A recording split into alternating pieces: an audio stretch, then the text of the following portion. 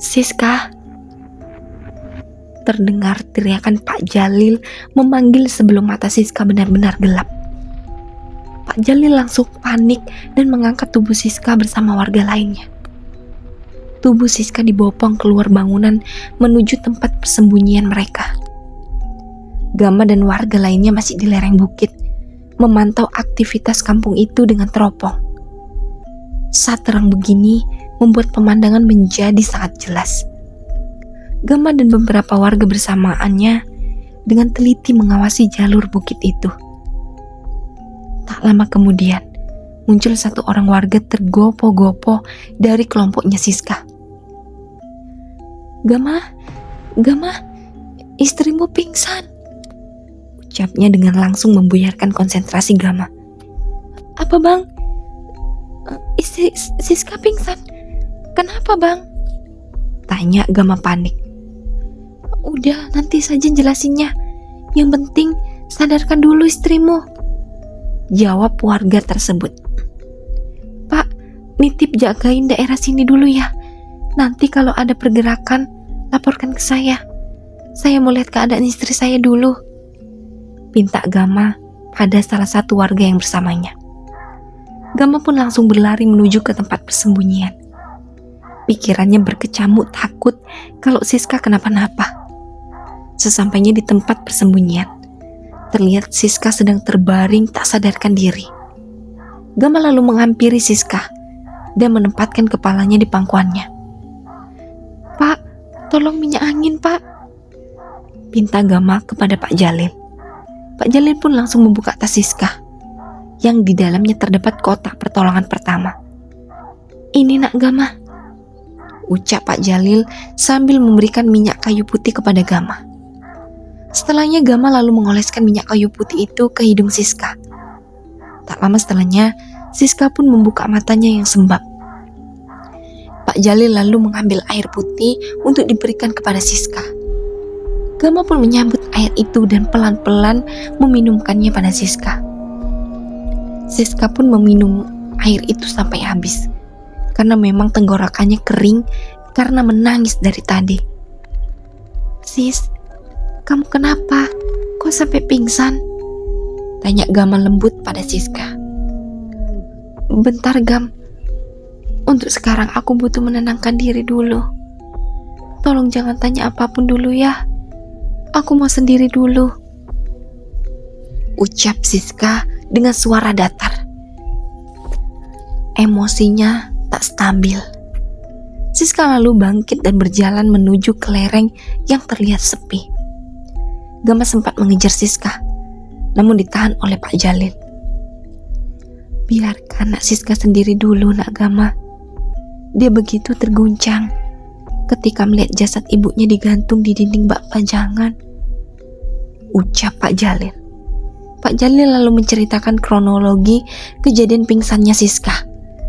Gama pun hanya bisa terdiam mendengar cerita Pak Jalil.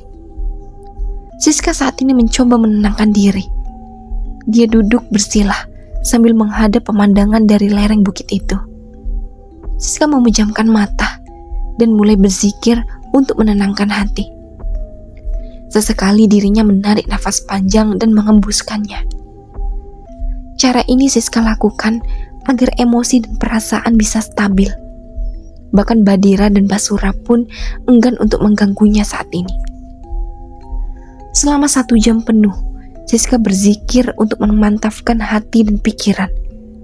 Setelah dirasa emosinya sudah stabil, Siska pun bangkit dan bergabung bersama Gama dan yang lainnya.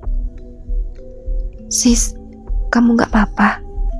Butuh sesuatu? Tanya Gama ketika melihat Siska menghampirinya. Aku sudah lebih baik, Gam. Tenanglah, balas Siska dengan sedikit tersenyum. Mari kita evakuasi para jenazah yang ada di atas, Gam. Nanti malam mau aku bakar semua tempat pemujaan mereka itu, ucap Siska lagi. Kini hati Siska dipenuhi amarah, kecewa, serta sedih. Ada perasaan menyesal kenapa kemarin dia tak menghabisi nyawa gadis Kadir. Ternyata saat sudah menjadi jasad pun para korban tetap dipajang bagaikan hiasan. Siska tak menyangka bisa sesadis ini mereka semua. Bagaimana bisa segala kezoliman mereka dimaafkan? Mulai dari tanah kelahiran, sawah, kebun dan rumah, beserta nyawa telah mereka rampas. Mereka jajah kampung ini dan bermaksiat di dalam kampung ini, bahkan secara terang-terangan.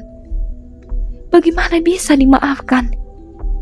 Bahkan saat sudah menjadi sukma, para korban tetap ditawan dan disiksa di alam barja. Harus dari sisi mana orang jahanam ini diampuni? Batin Siska berkecamuk menahan amarah dan emosi yang membara.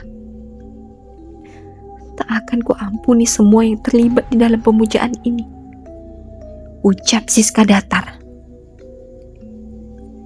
Jika kemarin Siska masih menimbang-nimbang agar orang-orang ini diampuni dan diserahkan pada hukum, namun sekarang tidak. Terutama Pak Asmat yang kini menjadi target sasaran Siska selanjutnya. Ayo Gam, kita harus cepat bergerak, memindahkan semua jasad yang ada di dalam bangunan itu kemari, ajak Siska. Tapi Sis, kamu yakin?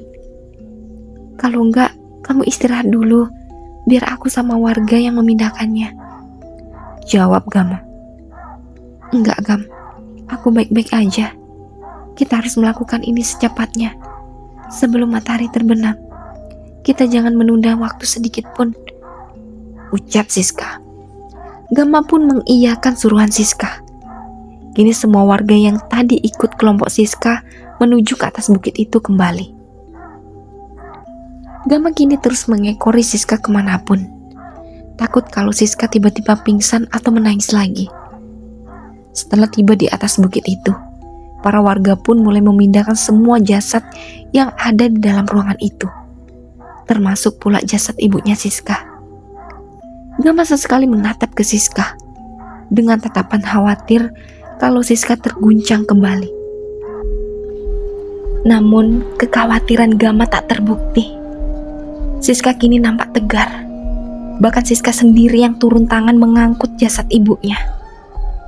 Gama tampak bergidik ngeri ketika menyaksikan rupa jenazah-jenazah yang diturunkan dari dinding ruangan itu. Ada rasa iba mengingat para korban yang menjadi tumbal ini pasti sangat menderita di akhir hayatnya. Total ada 28 jasad wanita yang berhasil dievakuasi oleh warga. Para warga yang menyaksikan kondisi para jasad ini juga menitikkan air mata, membayangkan nasib malang yang dialami para korban-korban ritual jin ini. Alhamdulillah proses evakuasi jenazah telah selesai dilakukan. Kini warga menempatkan semua jasad-jasad itu di tempat persembunyian warga di lereng bukit itu. Semua jasad ditutupi oleh baju-baju yang disimpan di ruangan sebelumnya. Setelah semuanya selesai, tak lupa menutup pintu di setiap ruangan di bangunan itu, dan warga pun kembali ke tempat persembunyian mereka. Terlihat Siska sedang duduk di samping jasad sang ibu. Sabar ya Bu, tunggulah sebentar lagi. Anakmu ini sedang berjuang untuk membalaskan kematianmu, ucap Siska seraya membelai rambut jasad ibunya itu. Tak terasa hari sudah menjelang sore. Siska, Gama, dan para warga kini berkumpul duduk melingkar untuk membahas semua rencana malam ini. Malam ini kita bergerak naik ke atas bukit. Kita bersembunyi di balik rerumputan sambil bersiap-siap menghancurkan ritual mereka nanti malam. Kita amati apa-apa saja ritual mereka. Kita tunggu sampai mereka semua lengah. Baru setelah itu kita sergap mereka. Kalian boleh membunuh jika untuk melindungi diri, tapi sebaiknya melumpuhkan mereka saja sudah cukup. Khusus untuk Pak Asmat, biar saya sendiri yang membunuhnya. Manusia itu tak pantas untuk hidup, ucap Siska. semua sepakat pada rencana malam ini. 5 orang warga ditugaskan untuk menjaga tempat persembunyian. 5 orang lagi ditugaskan untuk berjaga di lereng tempat pengintaian. Sisanya ikut Siska dan Gama naik ke bukit. Setelah maghrib, mereka semua pun naik ke atas bukit. Siska, Gama, dan para warga pun segera menyiapkan senjata, seperti golok dan bubuk racikan yang sudah disiapkan. Gama dan Siska mulai menghubungi Fajar untuk memberitahukan agar bersiap-siap untuk bergerak malam ini. Assalamualaikum, Jar. Waalaikumsalam, Gam. Iya, gimana? Kalian sudah boleh bersiap-siap untuk bergerak, Jar. Oh, oke, Gam. Kami bergerak selepas ibadah Isya, jawab Fajar yang masih berada di desa. Oke, Jar. Ingatkan di mana pos pertama? Tanya Gama memastikan. Pos pertama yang dimaksud Gama adalah padang ilalang tempat Siska dan Gama beserta warga yang kemarin menyembunyikan motor. Oh, ingat, aman-aman, Gan. Kalau gitu, kami bersiap-siap ya. Assalamualaikum, ucap Fajar. Waalaikumsalam, ucap Gama lalu mematikan panggilan itu. Dari Gama ya, Bang? Tanya Ruri yang sedari tadi bersama Fajar. Iya, Dek. Kita harus bersiap-siap sekarang. Sehabis sholat Isya, kita bergerak, jawab Fajar. Fajar dan Ruri pun bersiap-siap, menyusun segala keperluan ke dalam ransel. Setelah sholat Isya, keduanya pun berkumpul di rumah Pak Hendri. Di rumah Pak Hendri telah berkumpul para warga yang berjumlah kurang lebih 70 warga. Semuanya tampak bersiap bergerak malam ini juga. Sedangkan Pak Hendri berserta Ruri dan Bu Nuri akan menyusul bersamaan dengan petugas medis yang dikirim oleh Pak Ijol dari kota. Malam ini Fajar memimpin konvoi iring-iringan puluhan motor di belakangnya. Mereka menyerbu kampung ini malam ini juga. Tak lupa Fajar menghubungi Gama untuk mengabari bahwa mereka sedang bergerak menuju kampung itu.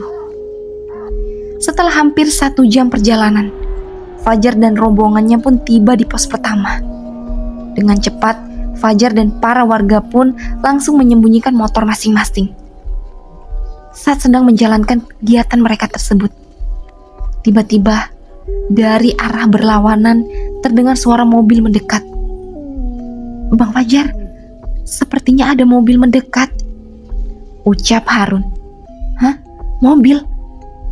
Apakah itu mobil Pak Hendri?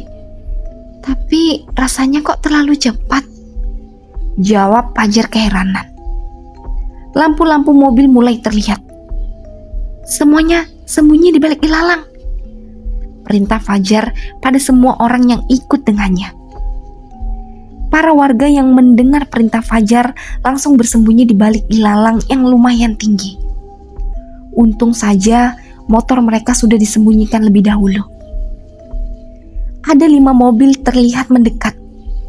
Mobil-mobil mewah itu berwarna hitam mengkilat. Terlihat mobil-mobil itu melaju menuju arah kampung itu. Setelah mobil itu menjauh, barulah Fajar keluar dari balik ilalang, diikuti oleh para warga. Gama dan Siska pun menunggu di atas puncak bukit, sementara para warga mulai mengatur tempat untuk persembunyian. Handphone jadul yang berada di kantung Gama bergetar. Gama lalu meraih handphone itu dari sakunya.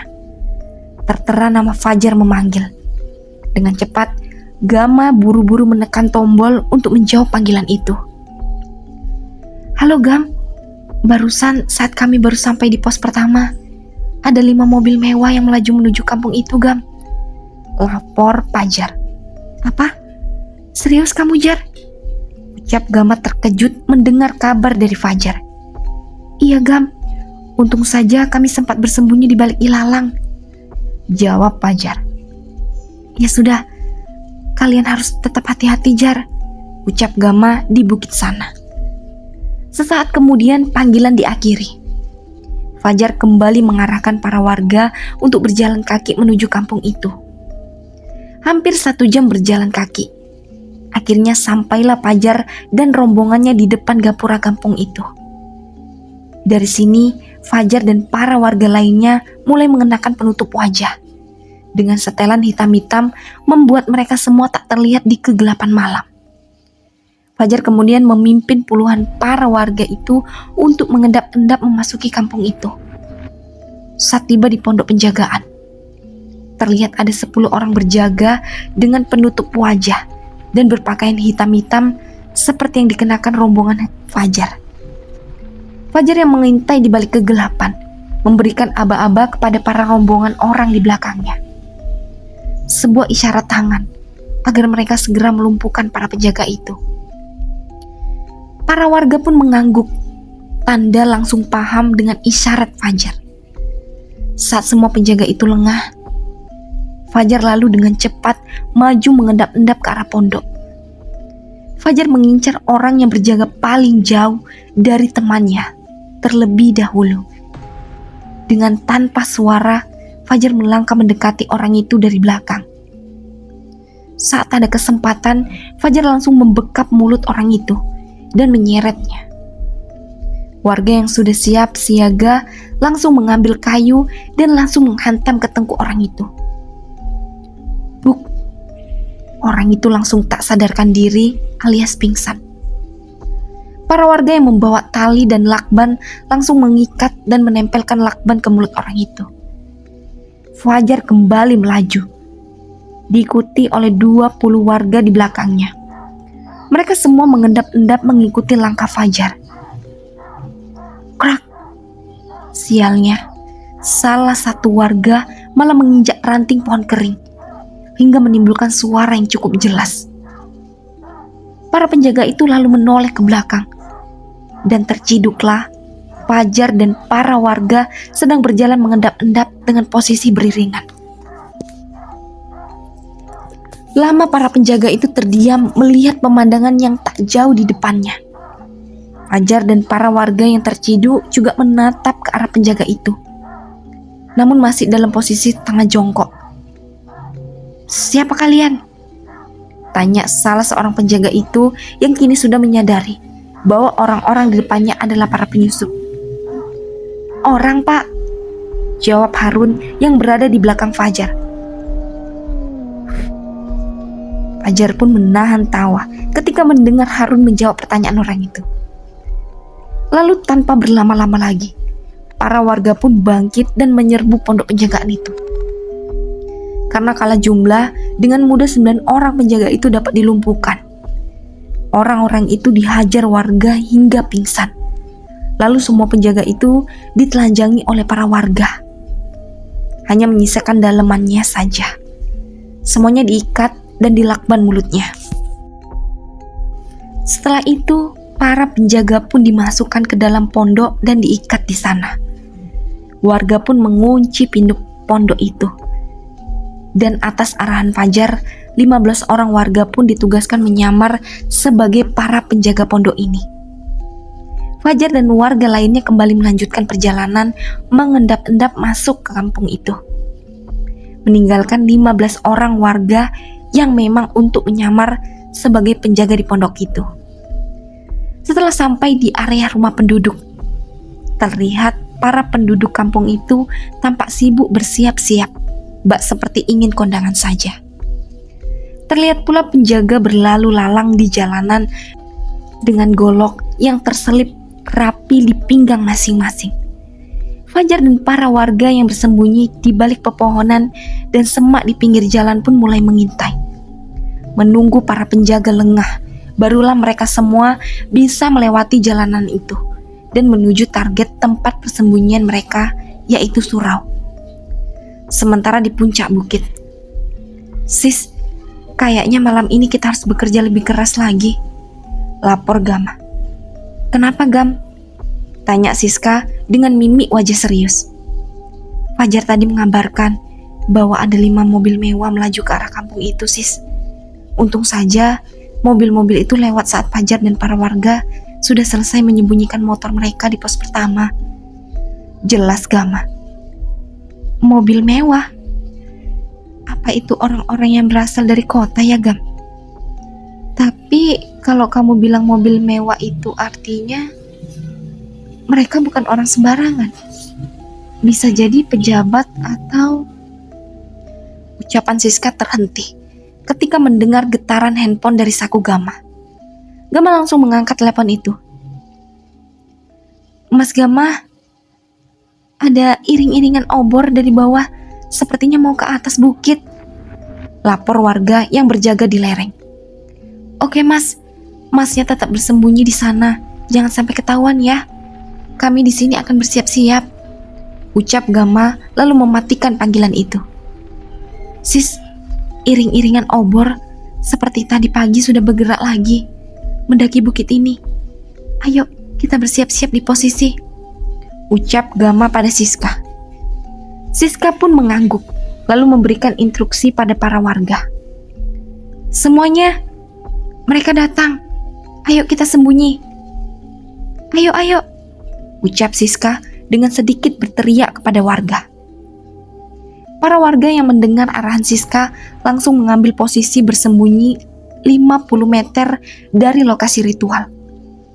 Gama dan Siska juga bersiap-siap dan bersembunyi di balik semak-semak dengan posisi tiarap. Setelah sekian lama bersembunyi, dari jauh muncullah orang-orang memakai pakaian seperti penjaga, serba hitam-hitam yang mengenakan penutup wajah, lengkap dengan golok yang terselip di pinggang masing-masing. Masing-masing dari mereka membawa obor di tangan masing-masing. Obor-obor itu mereka tata di sekeliling altar pemujaan dan juga di dinding-dinding bangunan. Gama pun mengecek jam. Ternyata sudah pukul 10 malam. Para penjaga yang berjumlah sekitar 30 orang itu pun tampak berjaga-jaga di sekeliling altar pemujaan dan bangunan itu. Sepertinya mereka ditugaskan untuk berjaga, karena sebentar lagi ritual itu akan dimulai. Siska dan Gama beserta warga lainnya masih tetap mengintai di balik rerumputan. Terlihat para penjaga hilir mudik berjaga mengelilingi tempat itu. Fajar dan Harun beserta warga lainnya pun masih berada di balik semak-semak di pinggir jalan. Untungnya beberapa lampu jalan di kampung ini sudah banyak yang tak berfungsi. Entah mungkin karena kepala desanya tak begitu peduli dengan fasilitas di kampung itu. Kebanyakan warga di sana pun masih tetap menggunakan obor sebagai pengganti senter. Padahal mereka semua termasuk golongan berduit. Entah memang sebagai bagian syarat atau memang sudah tradisi para pemuja jin ini. Namun hal itu malah menguntungkan bagi Fajar dan yang lainnya, membuat mereka semua lebih leluasa bersembunyi di semak-semak tanpa adanya penerangan. Lama Fajar dan para warga mengintai, namun para penjaga masih berlalu lalang di sana. Ingin rasanya Fajar menyerbu langsung mereka semua. Namun Siska dan Gama belum memberikan aba-aba. Tiba-tiba dari arah gapura terdengar lagi suara mobil-mobil berderu. Fajar terheran-heran. Apakah memang pada saat ritual dimulai, orang-orang dari luar memang berdatangan? Ataukah hanya baru-baru ini saja? Kalau baru-baru ini saja, itu artinya Pak Asmat telah memperluas aliran sesat ini. Atau bisa jadi Pak Asmat memiliki koneksi orang-orang penting. 3 buah mobil berwarna hitam-hitam kini masuk ke dalam kampung. Fajar sempat mengkhawatirkan warga yang berjaga-jaga di pondok penjagaan. Apakah warga di sana bisa bersandiwara dengan baik? Namun terlihat mobil-mobil itu begitu saja melewati pondok penjagaan, tanpa menghiraukan para warga yang menyamar di sana. Kini Fajar kembali bernafas lega.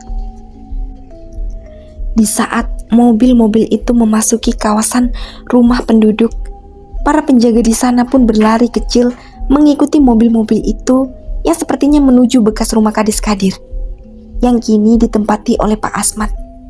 Bahkan para penduduk yang sebelumnya tampak sibuk bersiap-siap kini juga keluar meninggalkan rumah masing-masing, lalu mengikuti laju mobil-mobil itu.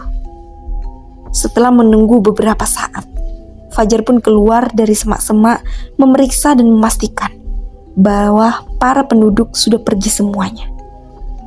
Setelah dirasa aman, barulah Fajar memberikan isyarat dengan tangannya pada warga yang masih bersembunyi agar segera keluar.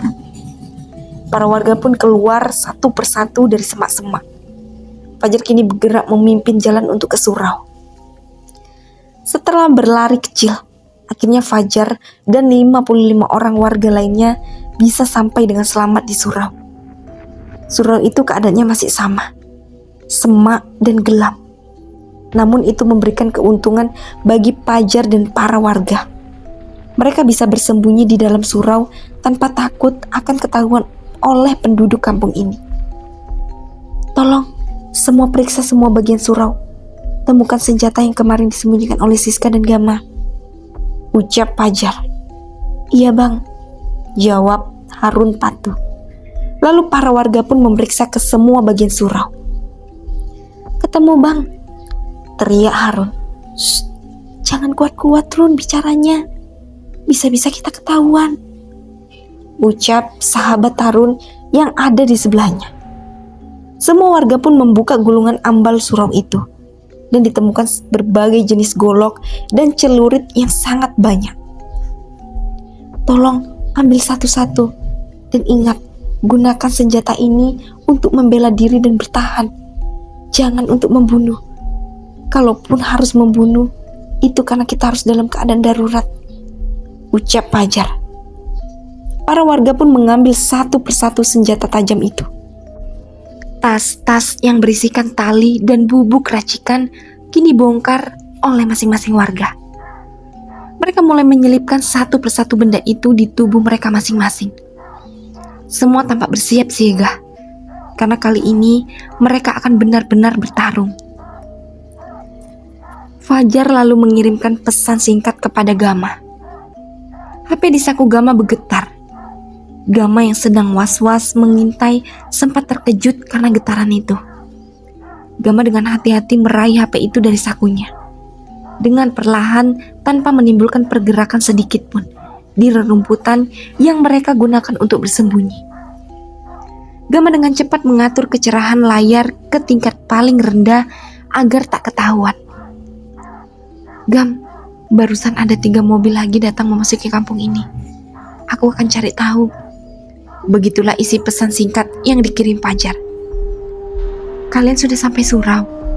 Balas Gama. Sudah, tadi sempat ada gangguan, tapi sudah kami atasi untuk nanti ku kabarin lagi, jawab Fajar. Fajar pun sudah tak membalas pesan singkat dari Fajar.